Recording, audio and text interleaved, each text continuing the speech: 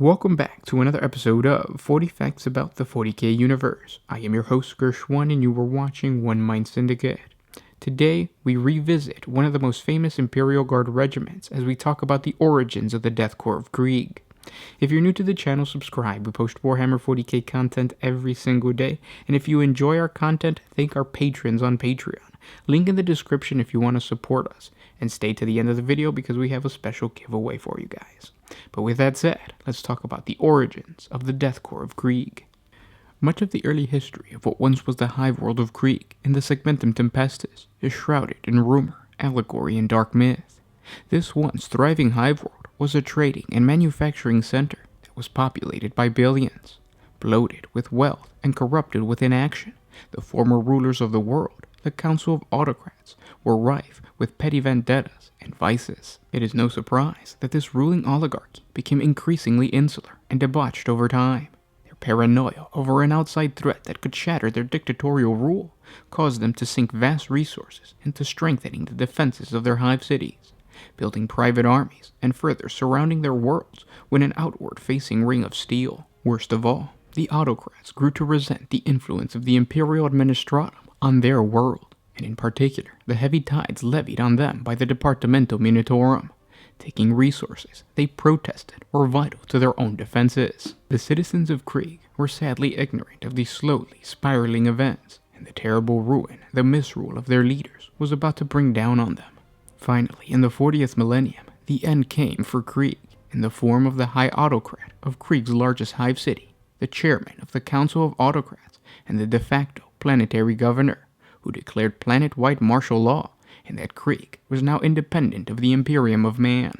The High Autocrat further renounced the Emperor of Mankind as his divine master and political overlord. Krieg was then immediately devoured by civil war, which erupted suddenly and violently between the heretical rebels who supported the High Autocrat and those citizens of Krieg who remained firm Imperial loyalists. After the rebels' initial attacks, much of Krieg quickly fell to the heretics, except for High Ferrograd, which remained under loyalist control under the command of the now infamous Colonel Jurten of the 83rd Krieg Imperial Guard Regiment. In response to the revolt, Colonel Jurten quickly took control of the hive city from its cowardice ruler in a military coup. With the veteran colonel at his helm, Ferrograd rapidly became the rallying point for the remaining loyalist factions. But the situation for the loyalists was dire. The rebel forces numbered in the millions, and Ferrograd was soon cut off and besieged. The loyalists were on their own. The planetary defense were under the control of the traitors, and those defenses were strong enough that a full-scale fleet action would be required to breach them. Colonel Jurten had been informed by the Segmentum Command that an Imperial fleet on that scale, necessary to invade Krieg, would not be forthcoming. His orders were to resist with all means at his disposal, to engage the enemy, to punish their treachery, and emerge victorious, whatever the cost. So faced with these horrific odds, Colonel Jurten came to the fateful decision that Krieg would either belong to the Emperor of Mankind, or no one at all. Within a secret Adeptus Mechanicus storage facility, located deep below Ferrograd, Colonel Jurten, with his loyalist Adeptus Mechanicus ally, Archmagos Grill, moved to unlock the facility and unleash a forbidden and ancient weapon within. On the day of the feast of the Emperor's Ascension, Jurten unleashed his long-planned counterattack, using atomic weapons to enact a great cleansing of the planet's heretical population. The traitors watched their augurs helplessly as Jurten's ballistic missiles arced high into the planet's stratosphere before detonating in blooms of blinding light and unleashing tons of lethal isotopes, which blanketed the entire world in a deadly fallout. For days, Krieg was engulfed in a sea of nuclear fire. Krieg's already tainted and marginal ecosystems collapsed, and as a result, untold billions died due to the raging fires blocking out the sun and the nuclear winter that followed. To future generations who would live within the terrible consequences of this atomic attack, Jurten's plan would come to be known as the Purging.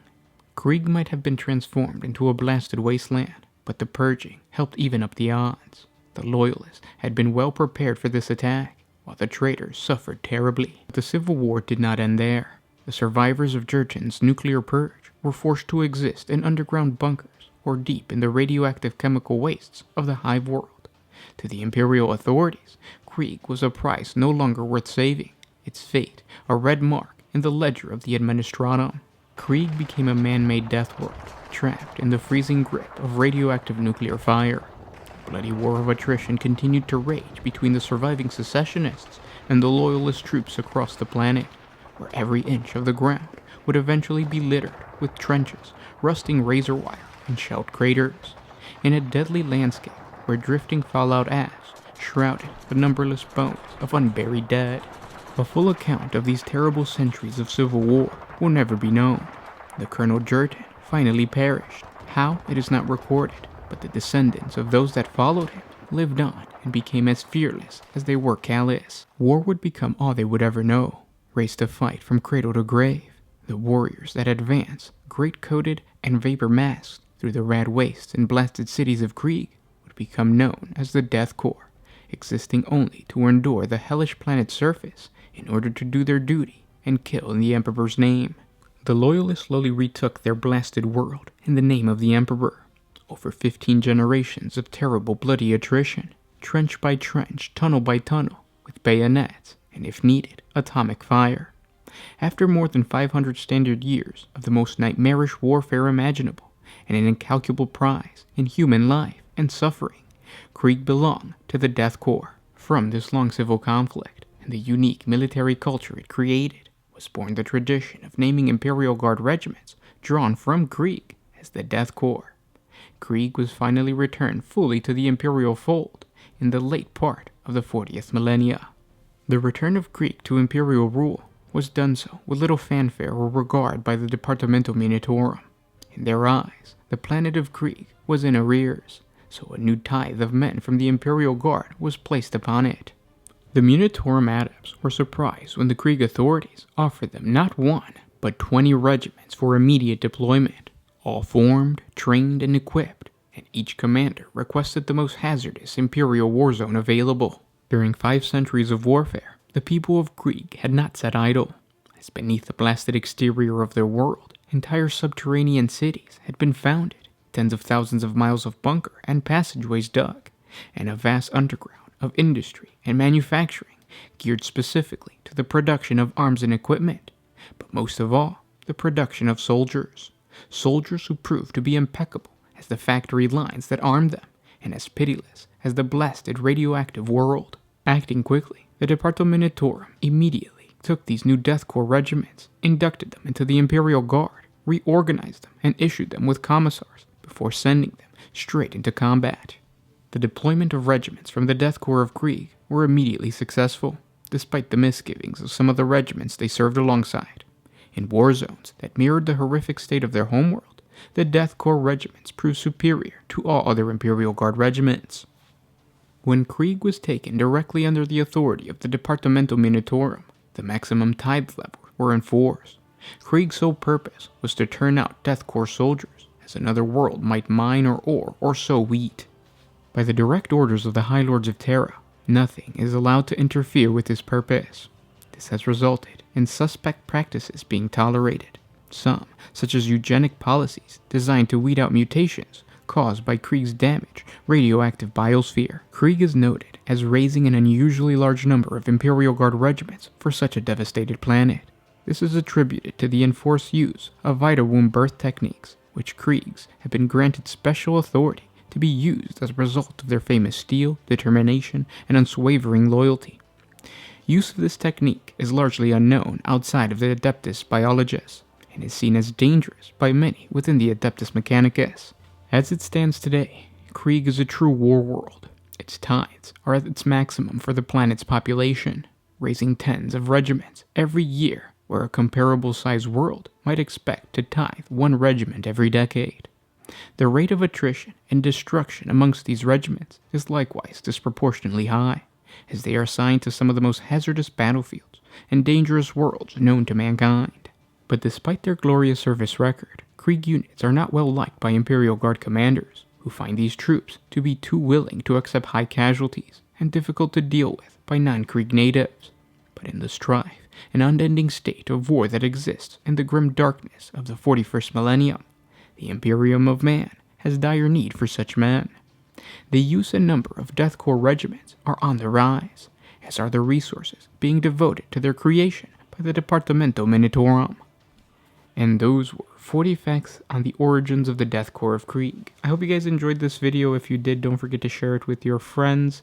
I wanted to revisit this video because I found out that the last Death Korps of Krieg video that we did was 3 years ago, back when we had a different mic and we just didn't read all that well. So I hope you guys enjoyed. Again, thank our patrons on Patreon. It's because of them that we can create these videos. If you guys want to support, link is in the description. It's $1 a month, and it helps us redo videos, do new videos, and just improve on our editing. Now let's get to the giveaway. We're doing a subscriber appreciation giveaway for the month of, what are we, in May, I think? And this giveaway is going to be a starter set of Imperial Guard regiments, or an Imperial Guard starter set, I should say.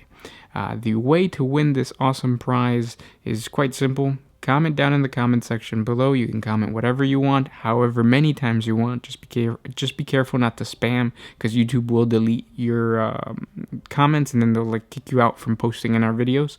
So just if you want to post 5 times and then come back tomorrow, post another 5 times, come back tomorrow, you could do that. But winner's going to be chosen from the comment section below.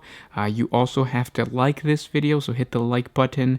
Of course, be a subscriber, because this is a subscriber appreciation giveaway. And lastly, share this with your friends on Facebook, Twitter, whatever social media you guys use. We will check for all that, so make sure that your YouTube channel is set to public so we can see that you are a subscriber, that you did like this video, and that you did comment. But yeah, good luck, guys. Anybody in the world can participate. It's gonna be up for a week. So next, either Thursday, Friday, or Saturday, we will announce the winners. I'm not sure when this video is going up. Good luck, guys. Thank you for being subscribers, and thank you for supporting us. It's because of you guys that we can continue to talk about Warhammer 40K, so thank you. With that said, this was Kershwan with OneMindSyndicate signing out. Always